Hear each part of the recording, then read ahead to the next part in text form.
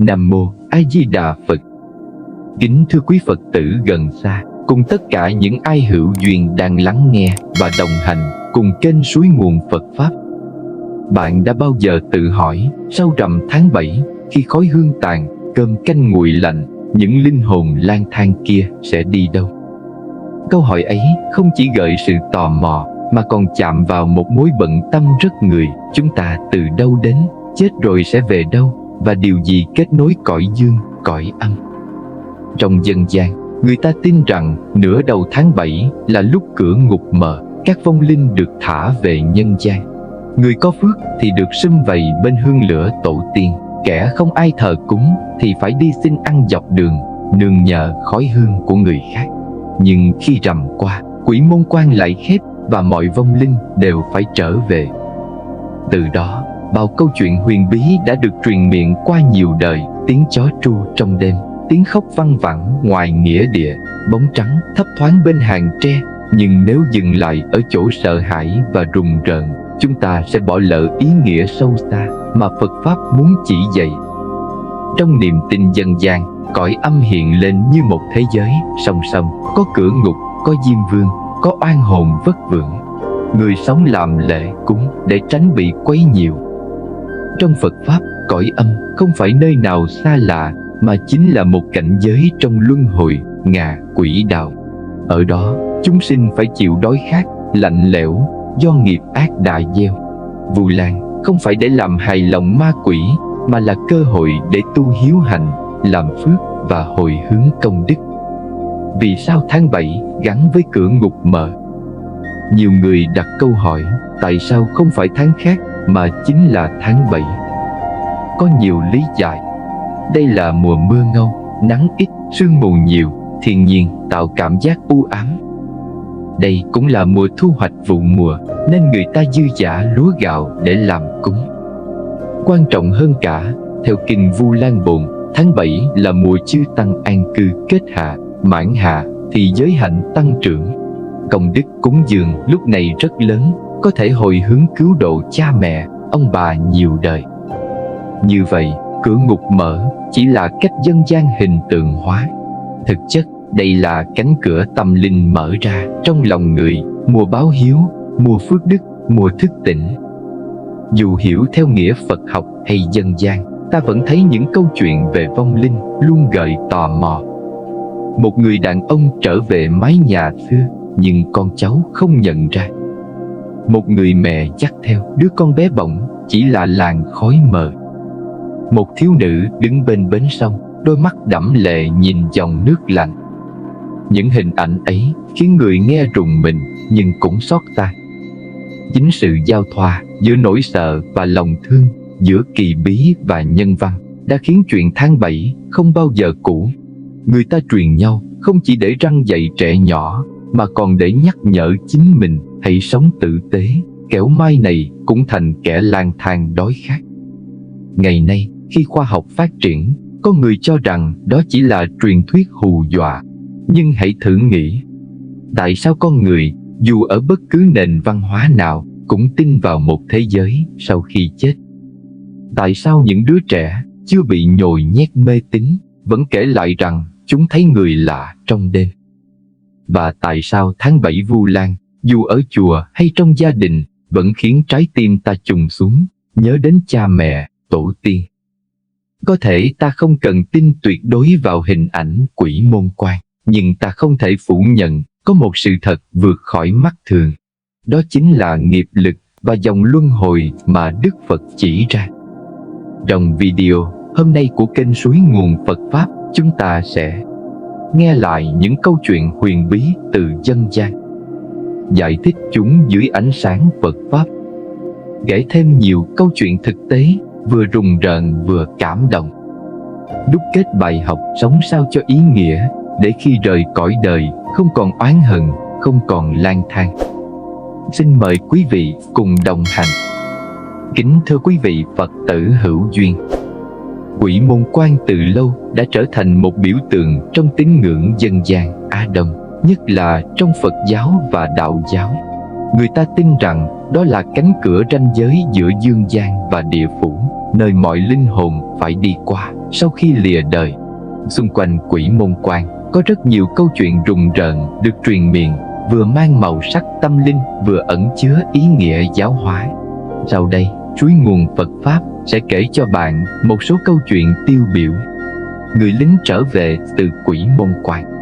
Tương truyền vào thời chiến, có một người lính tử trận nơi chiến trường.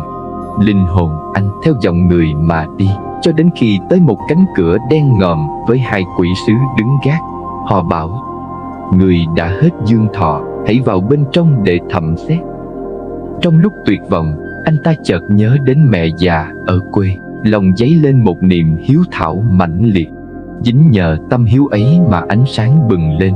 Sứ giả Diêm Vương xem lại sổ sinh tử, phát hiện anh vẫn còn thọ mệnh. Quỷ sứ lập tức mở cổng cho quay về. Sau khi tỉnh dậy từ cơn chết lâm sàng, người lính ấy về sau trở thành người tin sâu nhân quả, ăn chay niệm Phật, cả đời hiếu thuận phụng dưỡng cha mẹ. Người tham lam bị treo ở Quỷ Môn Quan. Có một kẻ buôn bán nổi tiếng keo kiệt và gian lận. Sau khi chết, linh hồn ông ta đến Quỷ Môn Quan. Thay vì được dẫn đi, quỷ sai buộc người ấy vào một sợi xích treo lơ lửng ngay trước cửa. Gió thổi lạnh buốt, phía dưới là vực sâu lửa cháy. Mỗi khi có hồn mới đi ngang, người đó lại bị gió thổi rung lắc, đau đớn tận xương tủy. Người ta tin rằng đây là hình phạt dành cho kẻ tham lam, để cho thấy lòng ích kỷ sẽ khiến linh hồn bị treo giữa trời đất, không nơi nương tựa. Tiếng khóc bên Quỷ Môn Quan. Một người phụ nữ kể lại rằng trong cơn mộng, bà thấy mình lạc vào một con đường tối tăm. Đi mãi, phía trước xuất hiện một cánh cổng đá cao lớn, trên khắc 3 chữ đỏ rực Quỷ Môn Quan. Bên ngoài cổng, bà nghe tiếng khóc than ai oán, dường như là hàng trăm, hàng ngàn linh hồn đang chờ phán xét. Đột nhiên, một bóng đen cao lớn đến gần, hỏi: ngươi còn sống, sao đã đến đây? Bà hoảng hốt kêu lớn: xin tha cho tôi còn cha mẹ, còn con nhỏ. Tiếng kêu ấy vang vọng khiến bà bừng tỉnh. Từ đó, bà phát nguyện làm nhiều việc thiện, tin rằng giấc mộng ấy là lời nhắc nhở, một khi bước qua Quỷ Môn Quan thật sự, sẽ chẳng còn cơ hội quay về. Người học trò gặp Quỷ Môn Quan. Ngày xưa, có một học trò nghèo, chăm chỉ dùi mài kinh sử. Trước ngày thi, vì học quá sức mà ngã bệnh, tưởng chừng không qua khỏi. Trong cơn mê, cậu thấy mình bị dẫn đi qua con đường tối om, đến Quỷ Môn Quan. Ở đó, quỷ sai tra sổ và bảo: người vốn có số thi đỗ, làm quan giúp đời, sao lại đến sớm thế này? Họ liền trả cậu về dương gian. Sau khi tỉnh lại, chàng học trò khỏi bệnh, đi thi thì đỗ cao, nhưng cả đời giữ mình thanh liêm, thường nhắc nhở người đời: ta từng thấy Quỷ Môn Quan, cái chết chẳng xa, nên chớ tham lam mà chuốc lấy khổ đau. Bóng ma chờ cửa. Có làng kia, người dân thường kể rằng vào những đêm rằm tháng 7, ai đi qua nghĩa địa gần đó đều nghe thấy tiếng bước chân hoặc thấy bóng trắng lập lòe ở phía xa. Người già trong làng nói rằng đó là những linh hồn chưa kịp siêu thoát, cứ lẩn quẩn bên ngoài Quỷ Môn Quan, không dám vào vì sợ nghiệp chướng nặng nề. Do vậy, họ quanh quẩn nơi nhân gian, chờ con cháu cúng cầu, tụng kinh siêu độ. Thưa quý Phật tử, trong trí tưởng tượng của người xưa, Quỷ Môn Quan không chỉ là một cánh cửa ở chốn âm ti, mà còn là biểu tượng của ranh giới sinh tử. Khi tiếng trống ngục vang lên, khi tiếng chuông u minh cất tiếng, mọi linh hồn dù muốn hay không cũng phải rời khỏi nhân gian. Người ta hình dung Quỷ Môn Quan như một cánh cửa đá đen khổng lồ, lạnh lẽo, có hàng vạn bóng lính canh. Mỗi năm chỉ mở một lần, từ mồng 2 đến rằm tháng 7, rồi khép lại chậm rãi, nặng nề. Hình ảnh ấy gây ấn tượng mạnh để nhắc người sống rằng không ai tránh khỏi luật vô thường. Trong những đêm sau rằm, dân gian thường kể lại rằng có thể nhìn thấy bóng người trong làng sương. Một bà mẹ trẻ bồng đứa con chỉ làng khói mờ. Một ông lão chống gậy ngoái nhìn mái nhà năm gian. Một thiếu nữ tóc dài đứng bên bến sông. Những câu chuyện ấy không nhằm hù dọa mà ẩn chứa sự thương cảm. Người chết chưa trọn duyên vẫn còn vương vấn dương gian. đằng sau bóng trắng phất phơ là cả một kiếp người dang dở, chưa kịp nói lời từ biệt. Người già thường dặn con cháu: sâu rằm tháng 7 chớ ra đường vào ban đêm. Trẻ nhỏ không nên đi chơi khuya kẻo hồn yếu dễ bị bóng ma theo. Nếu nghe tiếng gọi tên trong đêm thì tuyệt đối không được đáp lại. Những điều này xuất phát từ niềm tin rằng vong linh khi chưa rời hẳn thường tìm cách bấu víu vào người sống. Dù khoa học ngày nay có thể cho rằng đó là sự tưởng tượng, nhưng xét về mặt tâm linh, đó cũng là lời nhắc nhở hãy biết cẩn trọng, biết giữ mình trong những thời khắc âm khí nặng nề. Một trong những nghi lễ quan trọng của tháng 7 là cúng thí thực, bố thí cho những vong hồn không nơi nương tựa. Hình ảnh quen thuộc: trước sân nhà, một mâm cơm bày ra với cháo loãng, bọng ngô, khoai sắn, bánh đa. Người ta trải gạo, muối ra bốn phương tám hướng. Trẻ con xúm lại tranh giành đồ ăn sau khi cúng, gọi là vật cô hồn. Ý nghĩa của nghi lễ này không phải mê tín, mà là một cách biểu hiện lòng từ bi. Người sống chia sẻ thức ăn tượng trưng, gửi gắm năng lượng thiện lành đến những chúng sinh đói khát vô hình. Đây chính là tinh thần bố thí trong Phật giáo, được dân gian hóa thành tục lệ. Trong kho tàng truyện kể có nhiều giai thoại gắn liền với tháng 7. Chuyện người lính trận trở về ở một làng ven sông Hồng. Người ta kể rằng sau rằm tháng 7, có người thấy một người lính mặc áo trần rách nát ngồi dưới gốc đa hút thuốc. Khi đến gần thì chỉ còn lại làn khói tỏa ra.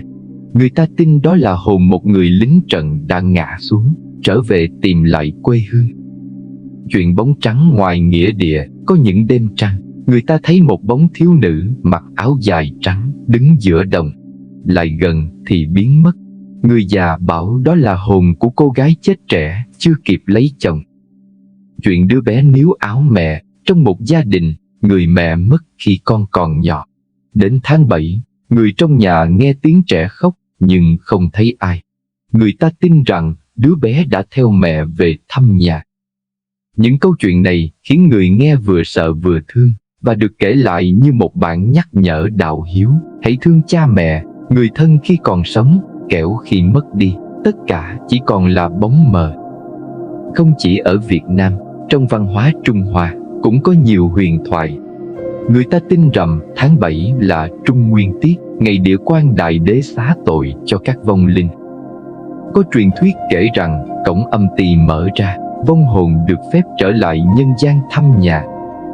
Ở Đài Loan, người ta tổ chức lễ hội lớn, có cả thuyền cô hồn, đốt vàng mã, làm lễ phóng sinh. Những hình ảnh này, dù khác nhau về chi tiết, đều phản ánh chung một niềm tin con người không biến mất sau khi chết, mà chỉ chuyển sang một cảnh giới khác. Ở Việt Nam, tháng 7 mang sắc thái rất riêng. Vừa có yếu tố Phật giáo, Vu Lan báo hiếu, cúng thí thực. Vừa có yếu tố Nho giáo, đề cao đạo hiếu, tôn kính tổ tiên. Lại có yếu tố đạo giáo và tín ngưỡng dân gian, quỷ môn quan, hồn ma, cô hồn vật đồ.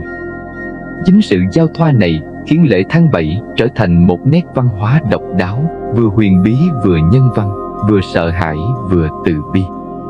Nếu nhìn sâu hơn, ta thấy quỷ môn quan là biểu tượng của cánh cửa nghiệp báo. Vong linh đói khát tượng trưng cho những tâm thức chưa buông bỏ, còn chấp trước. Lễ cúng chính là cách người sống nuôi dưỡng tâm từ bi và hiếu hạnh. Như vậy, thay vì chỉ thấy rùng rợn, ta có thể hiểu đây là một bức tranh nhân sinh bằng biểu tượng.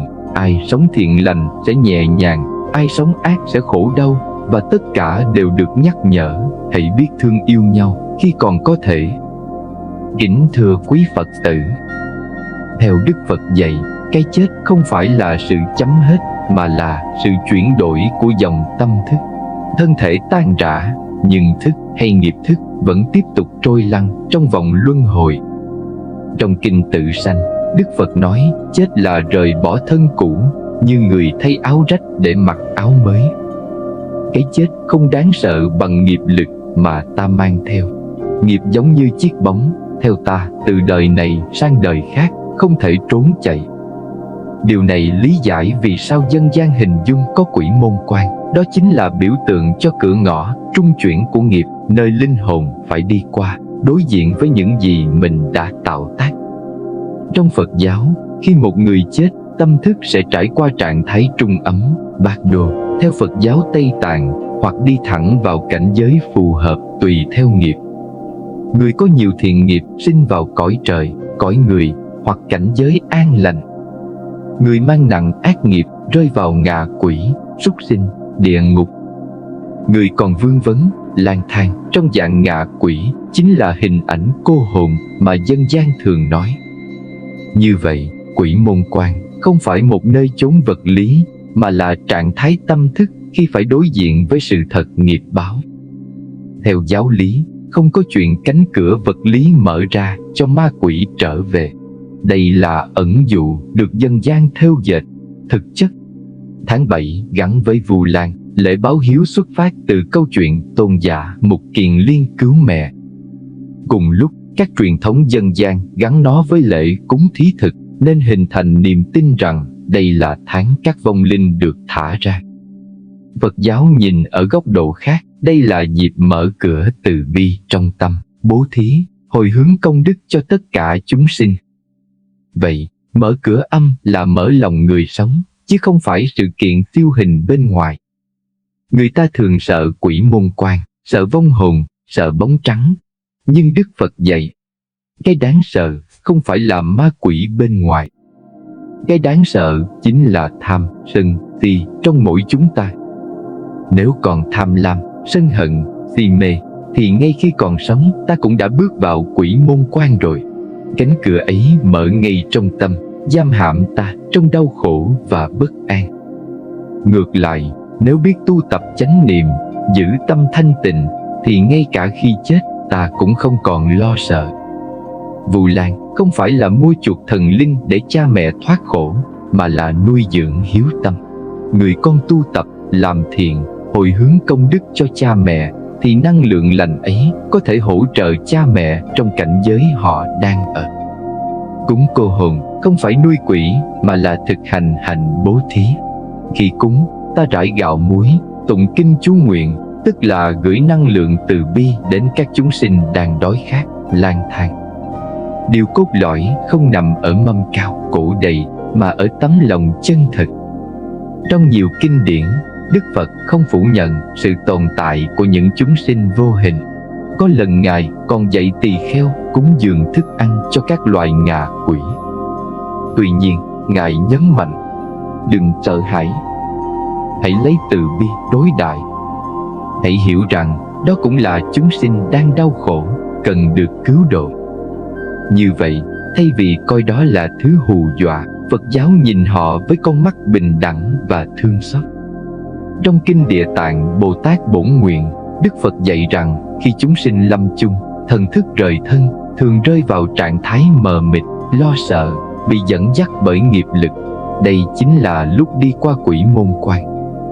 Địa Tạng Bồ Tát phát nguyện cứu độ chúng sinh nơi địa ngục, ngạ quỷ, súc sinh, nghĩa là mở ra một cánh cửa giải thoát khác cho những ai có duyên. Trong Tử Thư Tây Tạng, quá trình sau khi chết được chia thành nhiều giai đoạn. Bát Đồ lúc lâm chung. Bát Đồ pháp tính, thấy ánh sáng trí tuệ nhưng khó nhận ra. Bát Đồ tái sinh. Nếu người chết không nhận ra bản tâm, họ bị nghiệp lôi kéo đi tái sinh. Nếu nhận ra, họ được giải thoát. Điều này cho thấy quỷ môn quan chính là Bát Đô, trạng thái giao thoa giữa cái chết và tái sinh. Qua cái nhìn của Phật Pháp, ta rút ra mấy điều. Đừng chờ tháng 7 mới nhớ đến cha mẹ, lòng hiếu kính phải có quanh năm. Đừng chỉ lo cúng cô hồn bên ngoài, quan trọng là thực hành bố thí, buông bỏ ích kỷ trong tâm. Đừng sợ ma quỷ, cái đáng sợ là tâm bất thiện, vì nó sẽ dẫn ta vào cảnh khổ. Hãy tu tập chánh niệm, để khi quỷ môn quan mở ra cho chính ta bước qua một cách an nhiên. Nếu dân gian kể chuyện quỷ môn quan để gieo sự sợ hãi, thì Phật Pháp lý giải để gieo sự giác ngộ. Dân gian nhắc ta đừng quên cái chết, Phật Pháp nhắc ta Hãy chuẩn bị cho cái chết bằng đời sống tỉnh thức. Hai cách tiếp cận khác nhau, nhưng cùng gặp nhau ở chỗ khuyên con người sống thiện lành, biết thương yêu, biết tu tập. Thưa quý Phật tử, từ thời nguyên thủy, con người luôn mang trong mình nỗi sợ hãi cái chết. Không biết điều gì xảy ra sau hơi thở cuối cùng, người ta dễ hình dung ra những cảnh giới rùng rợn, những cánh cửa bí ẩn. Trong tâm lý học, đây gọi là nỗi sợ vô thức, sự bất an trước cái không biết. Tôn giáo, tín ngưỡng và huyền thoại được hình thành một phần để giải thích và xoa dịu nỗi sợ này. Quỷ môn quan, trong ý nghĩa sâu xa, chính là sự nhân cách hóa của nỗi sợ chết. Nó cho con người một hình ảnh cụ thể để bám víu, thay vì phải đối diện với cái chết mơ hồ. Theo các Jung, cha đẻ của tâm lý học, phân tích những biểu tượng như cánh cửa âm thuộc về vô thức tập thể. Cánh cửa là biểu tượng của sự chuyển đổi. Ngục tối, lính canh là biểu tượng cho sự trừng phạt, cho phần bóng tối trong tâm thức. Tháng 7 là mùa mưa ngâu, trời u ám, tự nhiên hỗ trợ cảm giác âm khí nặng nề. Như vậy, quỷ môn quan không chỉ là sản phẩm tưởng tượng, mà là hình ảnh biểu tượng khởi lên từ sâu thẳm tâm hồn con người. Khi một người thân mất đi, trong tâm lý để lại một khoảng trống lớn, ta thường tưởng như người ấy vẫn quanh quẩn đâu đó. Đây là cơ chế tâm lý tiếc thương, tâm thức chưa kịp chấp nhận sự mất mát. Từ đó sinh ra niềm tin người chết chưa đi hẳn, hồn còn vất vưởng. Nói cách khác, hình ảnh cô hồn chính là sự phản chiếu tâm lý của người sống, nỗi nhớ, nỗi thương, nỗi dây dứt chưa buông. Trong tâm lý học cộng đồng, các nghi lễ như cúng thí thực có 3 chức năng quan trọng. Xoa dịu nỗi lo sợ. Khi cúng, ta tin rằng đã làm điều cần thiết để linh hồn không quấy nhiễu. Điều này làm giảm bất an. Thể hiện lòng thương xót, nghi lễ tạo cơ hội cho cộng đồng cùng chia sẻ cảm xúc thương người. Tạo sự gắn kết xã hội khi cả làng cùng cúng cô hồn, trẻ con cùng giật cô hồn. Đó là một hoạt động tập thể giúp cộng đồng thêm gắn bó. Do đó, cúng cô hồn không chỉ mang ý nghĩa tôn giáo, mà còn là liệu pháp tâm lý tập thể. Trong các câu chuyện tháng 7, ta thấy hai mảng màu đối lập: bóng tối, quỷ môn quan; vong hồn, sương mù, đêm tối. Ánh sáng, ngọn nến thắp trên bàn thờ, khói hương bay lên, lời kinh chú. Đây là biểu tượng phổ quát của nhân loại: ánh sáng đối kháng bóng tối, niềm tin chống lại sợ hãi, trí tuệ vượt qua vô minh. Trong tâm lý học, ánh sáng tượng trưng cho ý thức tỉnh thức, còn bóng tối tượng trưng cho vô thức và nỗi sợ hãi chưa được giải tỏa. Nếu so sánh, ta thấy quỷ môn quan của Việt Nam và Đông Á có nét tương đồng với nhiều nền văn hóa. Hy Lạp, cánh cổng Hades, nơi linh hồn phải qua sông Tí do thần Karen đưa đò. Ấn Độ giáo, cửa Yama, Diêm Vương phán xét người chết. Thiên Chúa giáo, cổng luyện ngục, nơi linh hồn tạm thời chịu thanh tẩy. Điểm chung, tất cả đều có cánh cửa, người gác và phán xét. Điều này cho thấy con người ở đâu cũng cần một hình ảnh cụ thể để hình dung sự chết và sự phán xét. Những huyền thoại về quỷ môn quan, nếu chỉ nhìn bề ngoài, dễ khiến con người run sợ, nhưng ẩn sau đó là chức năng giáo dục. Sợ quỷ môn quan, con người sẽ sống thiện lành để khỏi phải hối hận. Sợ vong hồn đói khát, con người biết chia sẻ, làm phước. Sợ nghiệp báo thì con người sẽ bớt tham lam, sân hận. Tâm lý học gọi đây là cơ chế kiểm soát hành vi bằng biểu tượng. Dân gian mượn sự sợ hãi để hướng con người về nếp sống đạo đức. Nếu bỏ đi lớp vỏ huyền bí, ta có thể tái định nghĩa quỷ môn quan như sau: nó không phải nơi chốn bên ngoài, mà là biểu tượng tâm linh. Nó là ranh giới giữa ý thức và vô thức, giữa sống và chết, giữa sợ hãi và buông bỏ. Đi qua quỷ môn quan, tức là đối diện và vượt qua nỗi sợ hãi trong tâm. Khi ta còn chấp trước, ta sợ hãi. Khi ta buông xả, quỷ môn quan chỉ là một cánh cửa mở ra ánh sáng. Một trong những bài học căn cốt từ Phật Pháp là tất cả đều vô thường. Linh hồn hiện về, cánh cửa quỷ môn quan khép lại, cảnh tượng đầy bi thương, tất cả chỉ để nhắc rằng không ai tồn tại mãi mãi trên cõi đời này. Vô thường không phải để con người bi quan, mà để sống tỉnh thức hơn, trân trọng từng giây phút, yêu thương những người đang còn hiện diện. Một người cha bận rộn, thường xuyên xa gia đình. Sau mùa Vu Lan, khi nghe câu chuyện vong linh mẹ con chia tay nơi quỷ môn quan, ông nhận ra mình đã lãng phí bao cơ hội để ôm con. Từ đó, ông sắp xếp lại cuộc sống, dành nhiều thời gian hơn cho gia đình. Hình ảnh những linh hồn oán hận, những người chưa siêu thoát là tấm gương phản chiếu hậu quả của nghiệp ác. Người tham lam chết đi vẫn chưa buông, người oán hận chết đi vẫn gầm thét, người nhân từ chết đi nhẹ nhàng, dễ siêu thoát. Mỗi suy nghĩ, mỗi hành động hôm nay chính là hành trang cho con đường mai sau. Trong kinh Pháp Cú, Đức Phật dạy: tâm dẫn đầu các pháp, nếu nói hay hành động với tâm bất thiện, khổ não sẽ theo sau như bánh xe lăn, theo dấu chân con vật kéo xe. Nhiều vong linh trong truyện không chịu rời đi vì chấp trước, chấp vào nhà cửa, con cái, oán hận.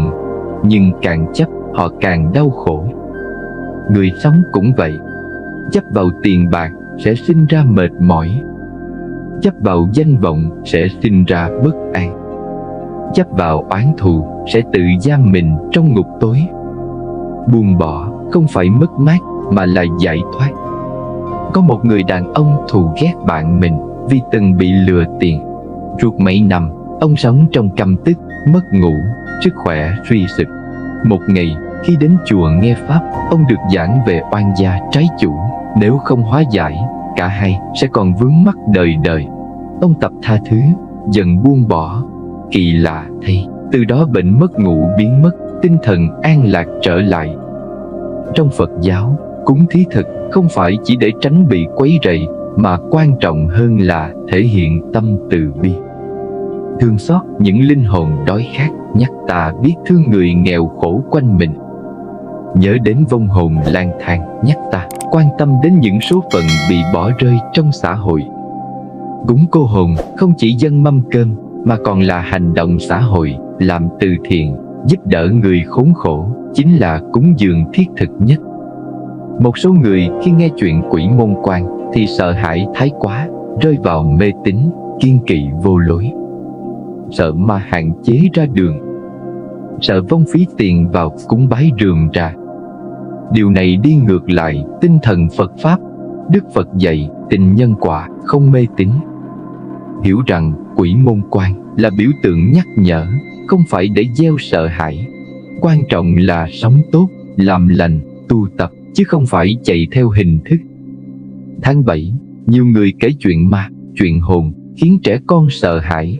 Nhưng nếu biết thực hành chánh niệm, hít thở, quán chiếu, giữ tâm an trú hiện tại, ta sẽ thấy ma quỷ chỉ hiện hữu trong tâm thức bất an. Khi tâm an định, ánh sáng trí tuệ chiếu soi, thì mọi bóng tối tan biến. Thay vì sợ hãi, hãy tập ngồi thiền, niệm Phật, tụng kinh để thấy lòng bình an. Tất cả câu chuyện về vong linh, quỷ môn quan thực ra là để nhắc nhở, một ngày kia ta cũng sẽ đi qua cánh cửa ấy. Nếu ta sống thiện, cánh cửa mở ra cảnh giới an lành. Nếu ta sống ác, cánh cửa đưa ta vào khổ cảnh. Ngay từ hôm nay, hãy chuẩn bị hành trang tâm linh, giữ giới, tích đức, tu tập chánh niệm. Đó mới là chìa khóa mở quỷ môn quan. Như vậy, quỷ môn quan là biểu tượng của nỗi sợ chết. Vong linh là biểu tượng của nỗi nhớ, chấp trước và nghiệp quả. Tháng 7 nhắc ta về hiếu đạo, từ bi, nhân quả. Bài học tối hậu là sống biết ơn với cha mẹ, tổ tiên. Sống từ bi với người khổ đau. Sống chánh niệm để vượt qua sợ hãi. Sống hướng thiện để không hối tiếc khi qua cửa tử. Kính thưa quý vị Phật tử, chúng ta đã đi cùng nhau qua một hành trình đầy biểu tượng. Những linh hồn đứng trước quỷ môn quan bệnh rịnh chia tay, khóc than trong vô vọng. Những câu chuyện về vong linh chưa siêu thoát, khắc khoải vì nghiệp chướng, oán hận, luyến ái. Hình ảnh tháng 7 âm lịch, mùa Vu Lan báo hiếu, và cũng là mùa xá tội vong nhân. Dù nghe như huyền thoại, nhưng tất cả đều là tấm gương phản chiếu nội tâm con người. Bởi thực ra, quỷ môn quan không chỉ tồn tại trong cõi âm, nó hiện hữu trong từng nỗi sợ, từng ám ảnh, từng khổ đau mà chúng ta mang theo. Quỷ môn quan nhắc nhở rằng, đời người ngắn ngủi, chẳng khác nào bóng chớp. Mọi vinh hoa, của cải, danh vọng rồi cũng bỏ lại sau lưng. Điều còn lại chính là nghiệp lành hay ác mà ta đã gieo. Khi ta thật sự nhìn vào sự thật này, nỗi sợ chết không còn ám ảnh nữa. Thay vào đó, ta biết sống trọn vẹn từng ngày, không hoang phí tuổi xuân, không để hận thù che mờ tâm sáng. Mùa Vu Lan không chỉ để cúng cơm cho vong linh, mà quan trọng hơn là tri ân cha mẹ, ông bà, tổ tiên. Người còn cha mẹ, hãy ôm lấy họ, nói một lời yêu thương, chăm sóc từng bữa cơm, từng giấc ngủ. Người mất cha mẹ, hãy thắp một nén nhang, hồi hướng công đức tu tập, làm việc thiện thay cho cha mẹ. Hiếu hạnh chính là nền tảng của mọi công đức. Câu chuyện vong linh chưa siêu thoát không phải để gieo sợ hãi, mà để nhắc ta. Hận thù chỉ làm ta trói buộc vào luân hồi. Từ bi, tha thứ, yêu thương mới mở ra con đường giải thoát. Nếu hôm nay ta gieo hạt giống thiện, ngày mai ta gặt quả lành. Nếu hôm nay ta biết tha thứ, ngày mai oan gia trái chủ sẽ dần tan biến. Phật Pháp dạy rằng, quá khứ đã qua, không thể níu giữ. Tương lai chưa đến, không thể nắm bắt. Chỉ có hiện tại là nơi ta thật sự đang sống. Vì vậy, thông điệp cuối cùng chính là hãy sống tỉnh thức. Tỉnh thức trong từng hơi thở. Tỉnh thức trong từng hành động nhỏ. Tỉnh thức trong từng mối quan hệ, để không hối tiếc khi chia ly. Khi khép lại toàn bộ nội dung này, xin được thay lời tất cả chư linh, thay lời của những người đã từng bước qua quỷ môn quan, gửi đến bạn, người đang còn sống, một lời nguyện. Nguyện bạn biết yêu thương trước khi quá muộn. Nguyện bạn biết tha thứ để lòng nhẹ nhàng. Nguyện bạn sống thiện lành để gieo nhân an lạc. Nguyện bạn hành trì chánh niệm để thoát khỏi sợ hãi. Nguyện bạn đi qua quỷ môn quan bằng tâm an nhiên, không luyến tiếc, không oán hận. Huyền thoại quỷ môn quan không chỉ là chuyện ở cõi âm, mà chính là bài học giữa cõi dương. Khi hiểu, ta không còn sợ. Khi tỉnh thức, ta không còn khổ. Khi từ bi, ta không còn cô đơn. Và khi sống trọn vẹn như thế, mỗi mùa Vu Lan không còn là tháng của ma quỷ, mà là tháng của tình thương, hiếu hạnh và giải thoát. Nếu những câu chuyện vừa rồi chạm đến một phần nào trong tâm bạn, xin bạn đừng quên nhấn nút đăng ký kênh Suối Nguồn Phật Pháp. Đây cũng chính là cách gieo duyên lành. Mỗi lượt thích, mỗi bình luận đều giống như thắp lên một ánh sáng nhỏ cho ai đó đang lạc lối, hoặc gửi đi một làn gió ấm lành đến muôn phương. Một bình luận đơn giản A Di Đà Phật cũng có thể trở thành cầu nối năng lượng thiện, tạo duyên lành cho cả bản thân và người khác. Hẹn gặp lại các bạn ở những video khác trên kênh Suối Nguồn Phật Pháp.